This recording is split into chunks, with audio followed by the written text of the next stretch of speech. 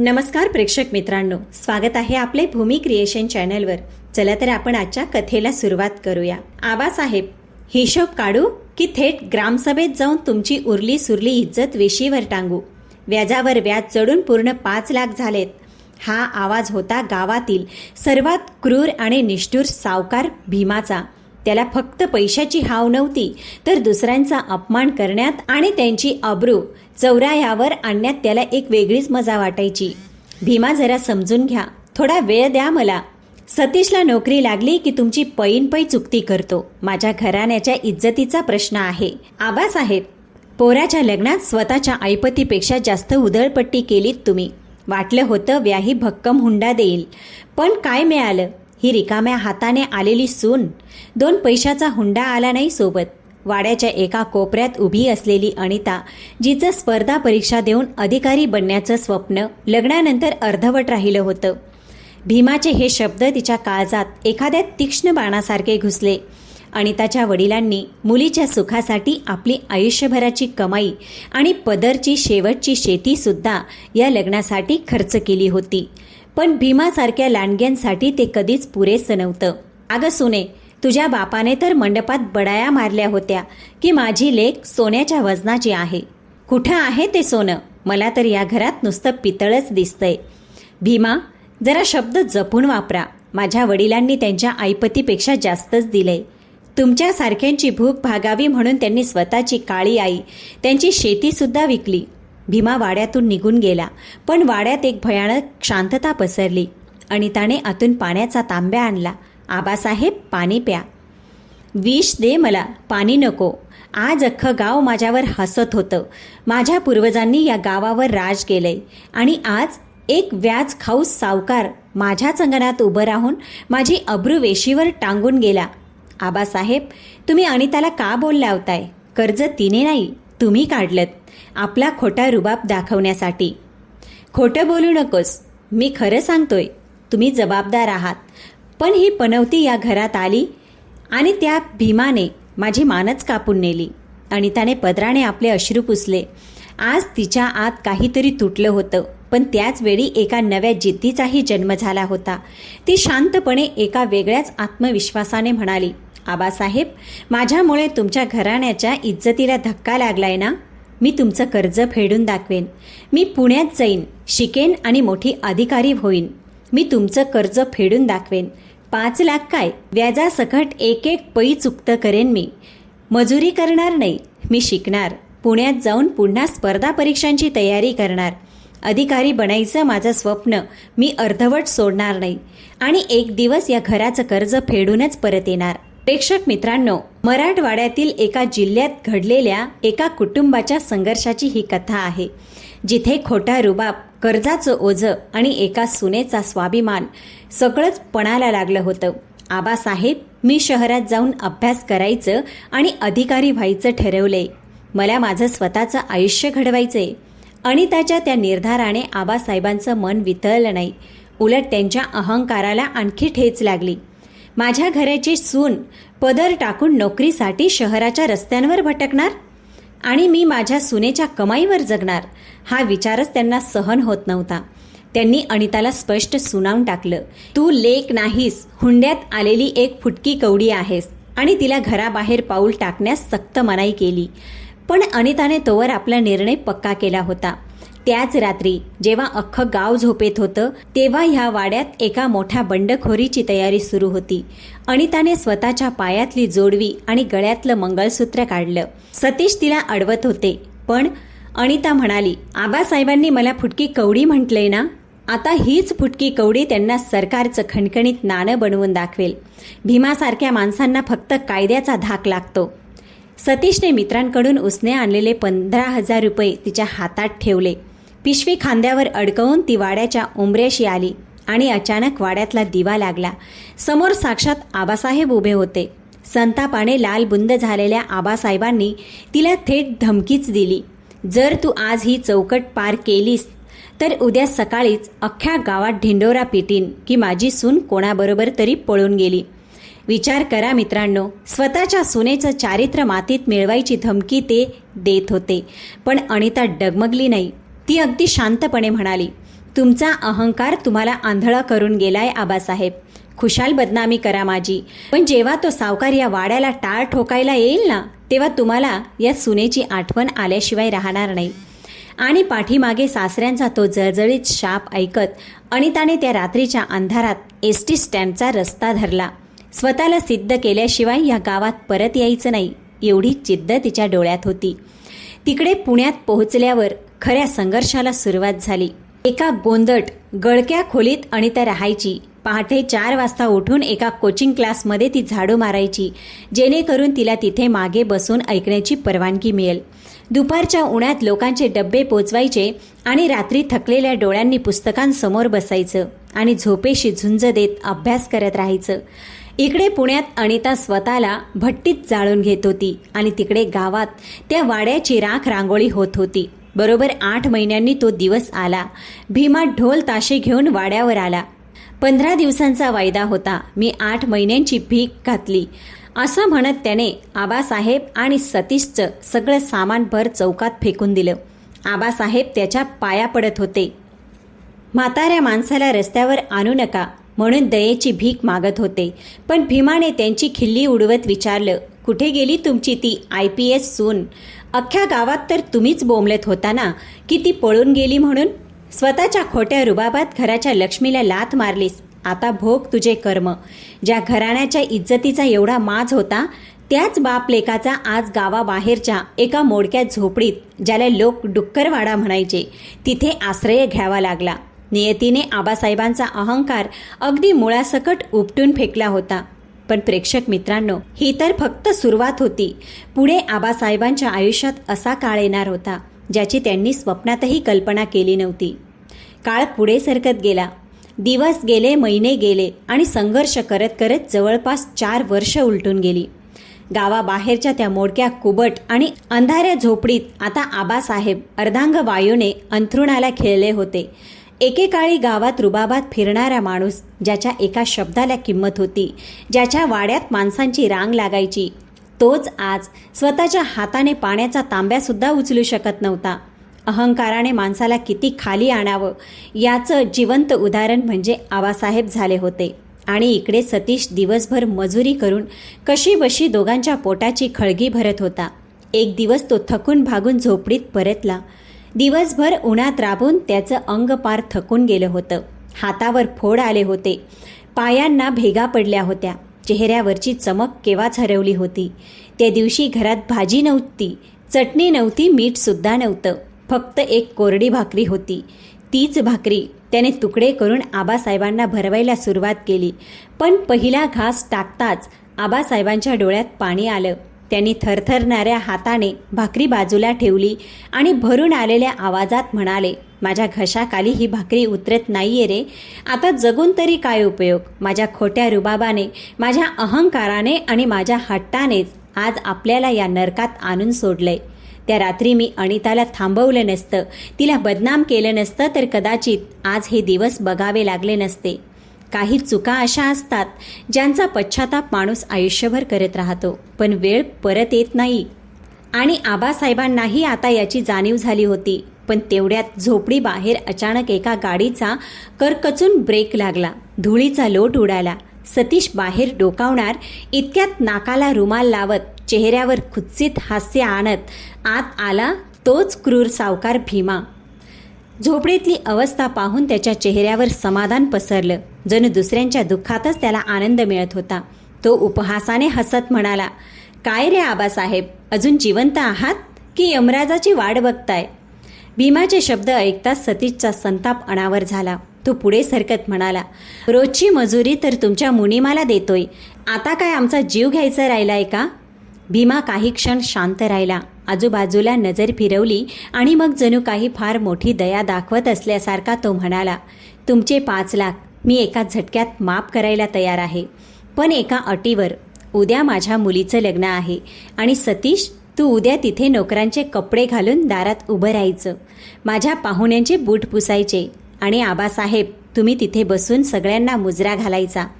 हे ऐकताच सतीशच्या डोळ्यात अपमानाची आग धगधगू लागली. त्याच्या मुठी आवळल्या गेल्या. तो दात ओठ खात म्हणाला, घर घेतलंस, जमीन घेतलीस, आता आमची अब्रूही घ्यायची आहे का? मी कुणाचे बूट पुसणार नाही. भीमाच्या चेहऱ्यावरचं हसू आणखी गडद झालं. तो दाराकडे वळला आणि जाता जाता थंड आवाजात म्हणाला, उद्या सकाळी वाड्याच्या दारात दिसले नाहीत तर या झोपडीतनंही हकलून लावेन. मग कुठे जायचं ते तुम्ही बघा. प्रेक्षक मित्रांनो, भीमा निघून गेला, पण त्याच्या शब्दांनी त्या झोपडीत पुन्हा एकदा काळोख पसरला. काही क्षण कोणीच बोललं नाही. सतीश एका कोपऱ्यात जाऊन बसला आणि आबासाहेबांच्या डोळ्यातून अश्रू वाहू लागले. आयुष्यात पहिल्यांदाच त्यांना स्वतःचा इतका तिरस्कार वाटत होता. एकेकाळी त्यांच्या वाड्यात शेकडो माणसं जेवायला बसायची. त्याच माणसावर आज दुसऱ्यांची बुटं पुसायची वेळ आली होती. रात्रभर त्या झोपडीत कोणाला झोप लागली नाही. सतीश छताकडे बघत पडून होता आणि आबासाहेब मनातल्या मनात विठ्ठलाला हाक मारत होते. त्यांच्या ओठांवर एकच प्रश्न होता, अनिता तू कुठे आहेस पोरी? पण प्रेक्षक मित्रांनो, अनेकदा माणसाला वाटतं आता सगळं संपलं, आता यापुढे काहीच उरलं नाही. पण नियतीची गोष्टच वेगळी असते. ती वर्षानुवर्ष शांत बसते आणि मग एका क्षणात संपूर्ण खेळ उलटवून टाकते. त्याच रात्री शेकडो किलोमीटर दूर त्या जिल्ह्याच्या पोलीस मुख्यालयात एक वेगळंच दृश्य दिसलं. जिल्ह्याच्या पोलीस मुख्यालयात एक वेगळंच दृश्य घडत होतं. एका प्रशस्त कार्यालयात टेबलावर फाईल्सचा ढग पडला होता.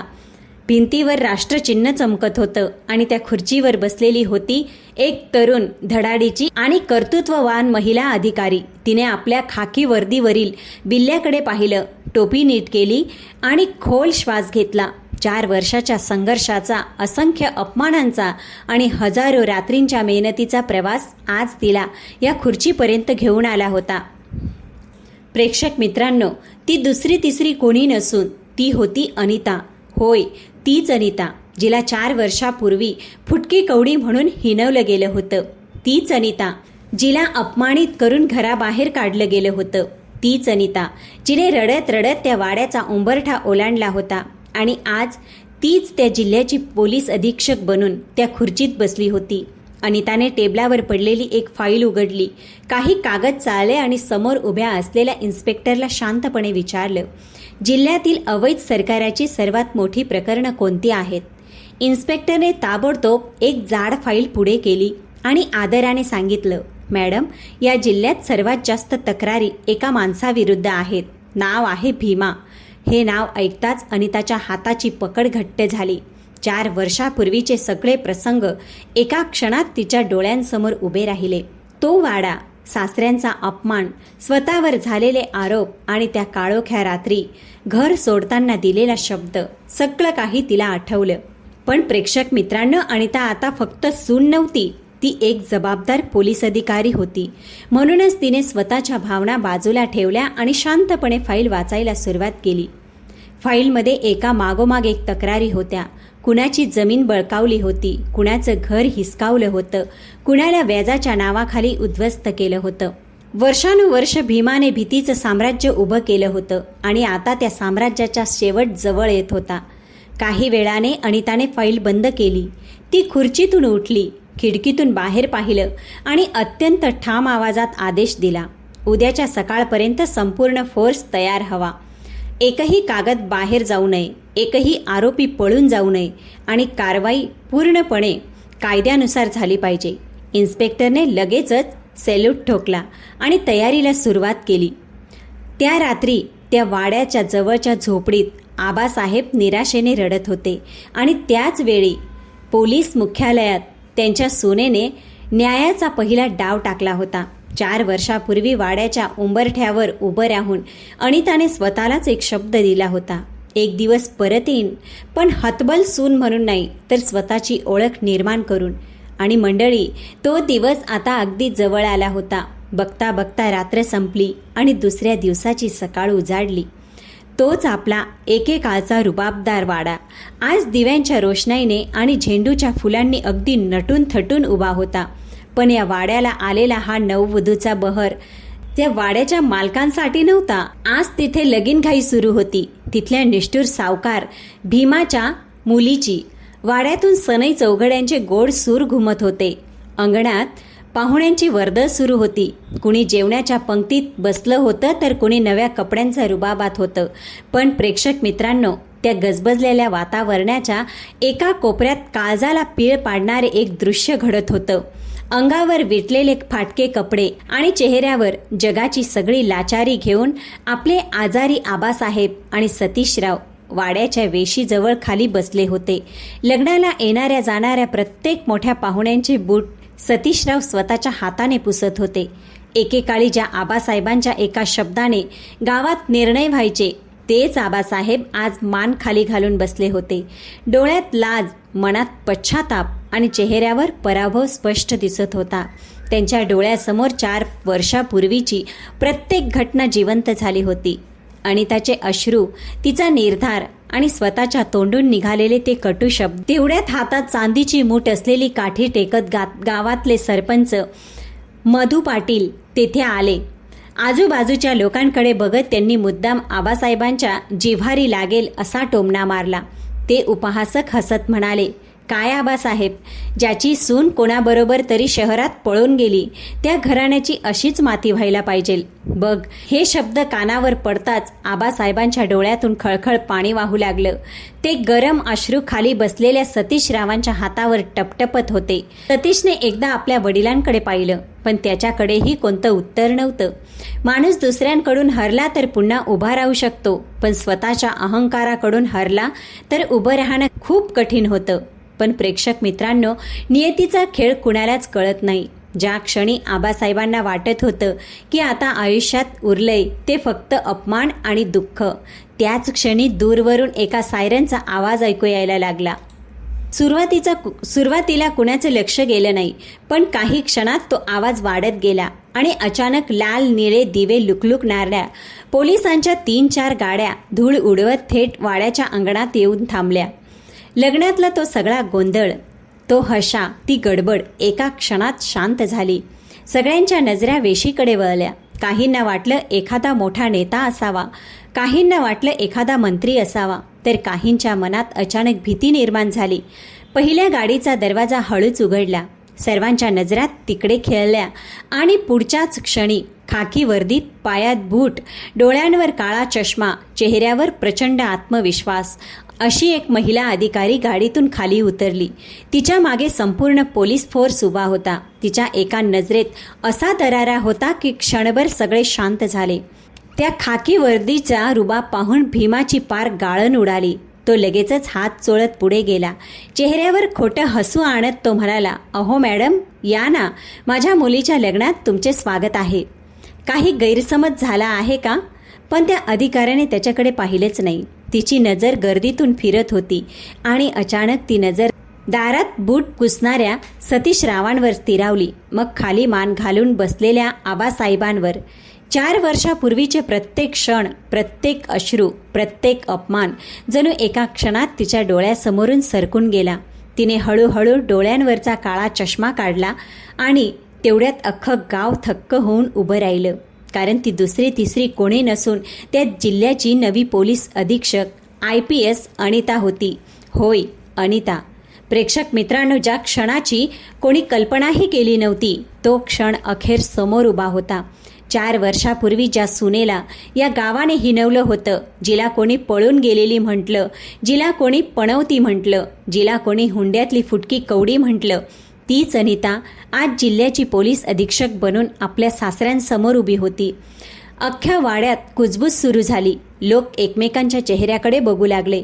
सरपंच माधव पाटील यांच्या हातातली काठी थरथर कापू लागली आणि भीमाच्या चेहऱ्यावरचा रंग उडाला. अनिताला ओळखताच भीमा 2 पावलं मागे सरकला. त्याच्या कपाळावर घामाचे थेंब जमा झाले. त्याने इकडे तिकडे नजर फिरवली, जणू पळून जाण्याचा मार्ग शोधत होता. पण आता खूप उशीर झाला होता. 4 वर्षापूर्वी त्याने एका गरीब सुनेचा अपमान केला होता, पण आज त्याच्या समोर उभी होती कायद्याची ताकद, सरकारची वर्दी आणि अन्यायाचा हिशोब चुकता करायला आलेली तीच अनिता. भीमाने स्वतःला सावरण्याचा प्रयत्न केला. चेहऱ्यावर खोटं हसू आणत तो म्हणाला, मॅडम, काहीतरी गैरसमज झालाय. मी गावातला प्रतिष्ठित माणूस आहे. माझे मोठमोठ्या लोकांशी चांगले संबंध आहेत. तुम्ही माझ्याबद्दल जे ऐकलंय ते सगळं खोटं आहे. पण अनिताच्या चेहऱ्यावर कोणताही बदल झाला नाही. तिच्या डोळ्यात फक्त कठोर निर्णय दिसत होता. ती शांतपणे पुढे आली आणि आजूबाजूला उभ्या असलेल्या गावकऱ्यांकडे एक नजर टाकत म्हणाली, गैरसमज? पोलिसांना नाही, तुला झालाय भीमा. कायदा उशिरा पोहोचू शकतो, पण तो आंधळा नसतो आणि आज तुझ्या प्रत्येक कृत्याचा हिशोब मांडला जाणार आहे. हे ऐकताच वाड्यात एकच शांतता पसरली. कुणीच हालत नव्हतं, कुणीच बोलत नव्हतं. सगळ्यांना पुढे काय होणार याची उत्सुकता लागली होती. शेतकऱ्यांच्या जमिनी बेकायदेशीरपणे बळकावणे, बिना पवाना सावकारी करणे, गरिबांना धमकावणे, त्यांची मालमत्ता बळकावणे आणि अनेक कुटुंबांना उद्ध्वस्त करणे, या सगळ्या गुन्ह्यांचे पुरावे आमच्याकडे आहेत. इन्स्पेक्टर, कारवाई सुरू करा. अनिताचा आदेश मिळताच पोलीस पुढे सरसावले. काही पोलीस थेट भीमाच्या कार्यालयाकडे धावले, तर काहींनी त्यांच्या माणसांना ताब्यात घ्यायला सुरुवात केली. काही मिनिटातच कागदपत्रांचे गठ्ठे, हिशोबाच्या वह्या आणि अनेक महत्त्वाचे पुरावे पोलिसांच्या ताब्यात आले. हे सगळं पाहून भीमाचा धीर सुटला. तो जवळजवळ विनवण्या स्वरात म्हणाला, मॅडम, एक संधी द्या. मी सगळे पैसे परत करतो. मी सगळ्यांची माफी मागतो. पण प्रेक्षक मित्रांनो, काही चुका अशा असतात ज्यांची माफी मिळू शकते, पण शिक्षा टाळता येत नाही. भीमा, आज तुला शिक्षा अनिता देत नाहीये. आज तुला शिक्षा देतोय तो कायदा, ज्याला तू आयुष्यभर विकत घेत आला आहेस. हे सगळं पाहून सरपंच माधव पाटील घाबरले. ते घाईघाईने पुढे आले आणि अनिताला समजावण्याचा प्रयत्न करू लागले. मॅडम, जरा विचार करा. गावातली प्रतिष्ठा, लग्नाचं घर, लोक काय म्हणतील? पण सरपंचाचं बोलणं पूर्ण होण्याआधीच अनिताची नजर त्यांच्यावर स्थिरावली आणि पुढच्या क्षणी सरपंचांचा त्यांच्या आयुष्यातला सर्वात मोठा धक्का बसणार होता. प्रेक्षक मित्रांनो, आता प्रश्न होता 4 वर्षापूर्वी अनिताला कलंक म्हणणाऱ्या सरपंचांना ती काय उत्तर देणार होती? आबासाहेब अनिताची माफी मागतील का? आणि एका सुनेने आपल्या सासरच्यांचा हरवलेला स्वाभिमान कसा परत मिळवून दिला? हे जाणून घेण्यासाठी व्हिडिओ शेवटपर्यंत नक्की पहा. सरपंच माधव पाटील अजून काही बोलणार इतक्यात अनिताची नजर त्यांच्यावर खेळली. त्या नजरेत ना राग होता ना सूड होता, पण सत्याची ताकद मात्र नक्की होती. अनिता काही क्षण शांत उभी राहिली. तिने आजूबाजूला उभ्या असलेल्या गावकऱ्यांकडे पाहिलं आणि मग अगदी शांतपणे ठाम आवाजात ती म्हणाली, सरपंच जी, आज तुम्ही गावाच्या प्रतिष्ठेची गोष्ट करता आहात, पण 4 वर्षापूर्वी जेव्हा एका निरपराध सुनेच्या चारित्र्यावर शंका घेतली जात होती, तेव्हा हीच गावाची प्रतिष्ठा कुठे गेली होती? जेव्हा एका मुलीला पणवती, फुटकी कवडी आणि कलंक म्हटले जात होतं, तेव्हा तुम्ही तिच्या बाजूने एक शब्द तरी बोललात का? प्रेक्षक मित्रांनो, अनिताचे हे शब्द ऐकताच सरपंचांची मान खाली गेली. आज पहिल्यांदाच त्यांच्याकडे कोणतंच उत्तर नव्हतं. 4 वर्षापूर्वी ज्यांना वाटत होतं की गावात त्यांच्यापेक्षा मोठं कोणी नाही, त्यांनाच आज स्वतःच्या चुकीची जाणीव होत होती. तेवढ्यात अनिताने इन्स्पेक्टरकडे पाहिलं आणि पुढच्याच क्षणी कारवाईचा आदेश दिला. पोलिसांनी भीमावर घेरा घातला. काही क्षणापूर्वी स्वतःला गावाचा राजा समजणारा भीमा आज पूर्णपणे हतबल झाला होता. तो पुन्हा पुन्हा विनवण्या करत होता, माफी मागत होता. पण कायद्याच्या दारात उशीर होऊ शकतो, अन्याय सहन करावा लागू शकतो, पण जेव्हा न्याय समोर राहतो तेव्हा कुणाच्याही पैशाची, रुबाबाची किंवा सत्तेची किंमत राहत नाही. काही क्षणातच पोलिसांनी भीमाला ताब्यात घेतलं. अख्खं गाव स्तब्ध होऊन ते दृश्य पाहत होतं. ज्या वाड्यावर उभं राहून त्याने शेकडो लोकांना धमकावलं होतं, त्याच वाड्यातून आज त्याला पोलिसांच्या ताब्यात जावं लागत होतं. आणि त्या क्षणी अनेक गावकऱ्यांच्या डोळ्यात समाधान दिसत होतं, कारण त्यांना वाटत होतं की उशिरा का होईना पण न्याय मिळाला. मात्र अनिताचं लक्ष अजूनही एका व्यक्तीकडे होतं, ते म्हणजे आबासाहेब. 4 वर्षापूर्वी अपराधीपणाचं ओझं मनात घेऊन जगणारे आबासाहेब आता थरथरत उभे राहण्याचा प्रयत्न करत होते. त्यांच्या डोळ्यातून अश्रू थांबत नव्हते. सतीशने त्यांना आधार दिला आणि काही क्षणात आबासाहेब अनिता समोर येऊन उभे राहिले. त्यांच्या ओठांवर शब्द येत नव्हते, कारण ज्या सुनेला त्यांनी घरातून हाकललं होतं तीच आज त्यांचा मान परत आणण्यासाठी उभी होती. त्यांनी थरथरणाऱ्या हातांनी अनिताकडे पाहिलं आणि रडवेल्या आवाजात म्हणाले, पोरी, मला माफ कर. मी तुला कधीच ओळखू शकलो नाही. माझ्या अहंकाराने मला आंधळं केलं होतं. आज समजतंय की घर उद्ध्वस्त करणारी तू नव्हतीस, घर वाचवणारीही तूच होतीस. प्रेक्षक मित्रांनो, हे शब्द ऐकताच अख्ख्या वाड्यात शांतता पसरली. कारण एका बापाचा अहंकार आणि एका सुनेचा स्वाभिमान आज समोरासमोर उभे होते. वाड्यात उभ्या असलेल्या प्रत्येकाच्या नजरा आता अनिता आणि आबासाहेबांकडे लागल्या होत्या. काही क्षणापूर्वीपर्यंत जिथे भीमाच्या रुबाबाची चर्चा सुरू होती, तिथे आता एका सुनेच्या जिद्दीची आणि कर्तृत्वाची चर्चा होत होती. आबासाहेबांचे शब्द ऐकून अनिता काही क्षण शांत उभी राहिली. 4 वर्षापूर्वीचा तो काळोख, तो अपमान आणि ते अश्रू, वाड्याचा उंबरठा सोडून जाताना तो क्षण, सगळं काही तिच्या डोळ्यांसमोरून सरकून गेलं. पण त्या आठवणींसोबत तिला तिचा संघर्षही आठवत होता. पुण्यातल्या त्या छोट्याशा खोलीत घालवलेल्या रात्री, उपाशी पोटी केलेला अभ्यास आणि स्वतःला दिलेला तो शब्द, एक दिवस परत यायचं, पण सूड घ्यायला नाही तर न्याय घ्यायला. प्रेक्षक मित्रांनो, अनिता हळूहळू पुढे आली आणि सगळ्यांच्या आश्चर्याचा धक्का बसावा असं काहीतरी घडलं. जिल्ह्याची पोलीस अधीक्षक असलेली अनिता थेट आबासाहेबांच्या पाया पडली. क्षणभर तर कुणालाच विश्वास बसत नाही. आबासाहेब घाबरून मागे सरकले. त्यांच्या डोळ्यातून अश्रूंचा पूर वाहू लागला. अनिता शांतपणे म्हणाली, आबासाहेब, तुम्ही माझे मोठे आहात. तुमच्यात चुका असतील, पण तुमच्यामुळेच मला स्वतःला सिद्ध करण्याची ताकद मिळाली. आज जर मी इथपर्यंत पोहोचले असेल तर त्या संघर्षात तुमचाही वाटा आहे. अनिताचे शब्द ऐकताच अख्ख्या वाड्यात उपस्थित असलेल्या अनेकांच्या डोळ्यात पाणी आलं. कारण जिथे बदला घेण्याची संधी होती, तिथे एका सुनेने माणुसकी निवडली होती. तेवढ्यात सतीश पुढे आला. 4 वर्षापासून मनात साचलेलं दुःख आज त्याच्या डोळ्यातून वाहत होतं. त्याने अनिताकडे पाहिलं आणि हसत म्हणाला, मला माहीत होतं तू एक दिवस नक्की परत येशील, पण इतक्या मोठ्या रूपात येशील याची कल्पना नव्हती. त्या क्षणी ते कुटुंब पुन्हा एकदा एकत्र उभं होतं. फरक एवढाच होता की यावेळी त्यांना जोडणारा धागा अहंकार नव्हता, तर प्रेम, विश्वास आणि परस्परांचा सन्मान होता. आबासाहेबांनी थरथरणाऱ्या हातांनी आपल्या डोक्यावरचा जुना फेटा काढला. तो काही क्षण हातात धरून ठेवला आणि मग तो अनिताच्या डोक्यावर ठेवला. त्यांचा आवाज भरून आला होता. ते म्हणाले, आजपासून या घरात खरा मान, खरी इज्जत आणि खरं सामर्थ्य तू आहेस पोरी. त्या क्षणी टाळ्यांचा कडकडाट झाला. अनेक गावकऱ्यांनी पुढे येऊन अनिताचं अभिनंदन केलं आणि ज्यांनी कधी तिच्यावर शंका घेतली होती त्यांनाही आज स्वतःची चूक मान्य करावी लागली. कारण सत्य, स्वाभिमान आणि मेहनत यांना हरवणं कोणाच्याही हातात नसतं. या गोष्टीतून एक गोष्ट नक्की शिकायला मिळते, घर उभं राहतं ते पैशांनी नाही तर विश्वासाने. मुलगी असो, सून असो किंवा घरातील कोणतीही स्त्री, तिला संधी दिली, विश्वास दिला तर ती संपूर्ण घराचं नशीब बदलू शकते. आणि अहंकार तो कितीही मोठा असला तरी एक दिवस नक्की कोसळतो. प्रेक्षक मित्रांनो, जर अनिताची ही गोष्ट तुम्हाला मनापासून आवडली असेल तर व्हिडिओला लाईक अवश्य करा आणि चॅनलला सबस्क्राईब केल्याशिवाय जाऊ नका. चला तर प्रेक्षक मित्रांनो, भेटूया पुढच्या कथेसोबत.